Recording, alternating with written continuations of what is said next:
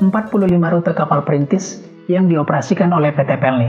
Tonton terus videonya sampai selesai ya.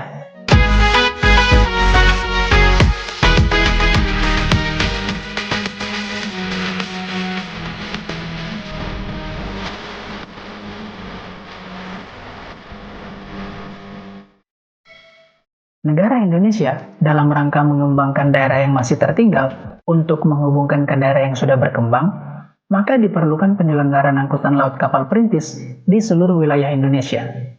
Kapal perintis merupakan angkutan laut yang sangat diandalkan masyarakat kepulauan terpencil, terdepan, terbelakang, dan perbatasan, yang tidak memiliki transportasi jenis lain seperti darat dan udara yang beroperasi pada suatu wilayah tertentu. Dengan kehadiran kapal-kapal perintis dapat membantu perekonomian di pulau-pulau terluar terpencil Indonesia. Kapal-kapal perintis ini dapat mengangkut penumpang mulai dari kapasitas 100 hingga 500 penumpang.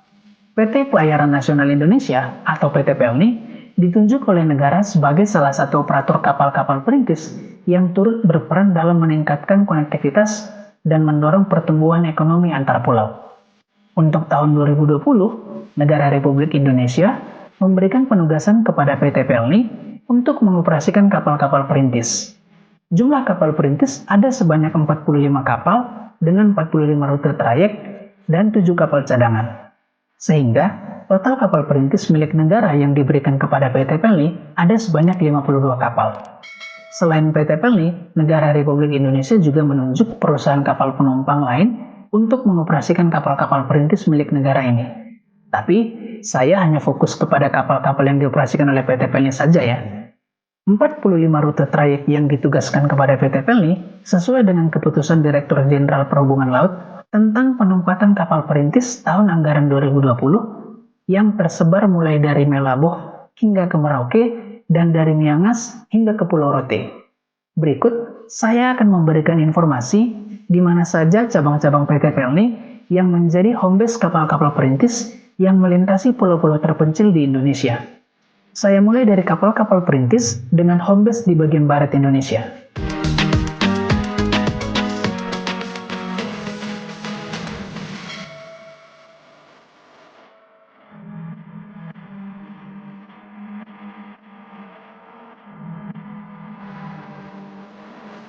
Selanjutnya, kapal-kapal perintis dengan home base bagian tengah Indonesia.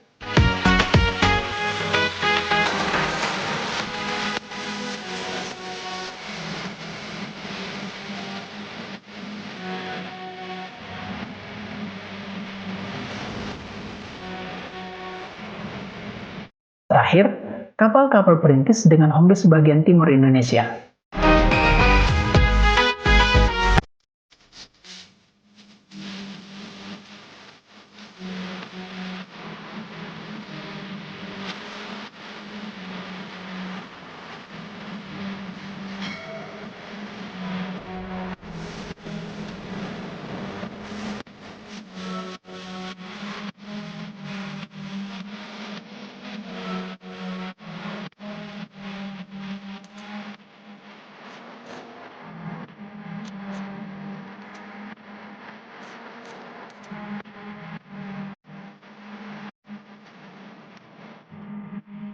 Dengan adanya kapal perintis ini, tentu bukan sekedar perpindahan penumpang dari satu pulau ke pulau lainnya, karena masyarakat bisa memanfaatkan kapal-kapal perintis ini sebagai angkutan yang dapat mengangkut dan mengirim kebutuhan pokok penting, hasil produksi, usaha kecil menengah, hasil pertanian, hasil perkebunan, hasil perikanan, hasil perindustrian, dan hasil pertambangan.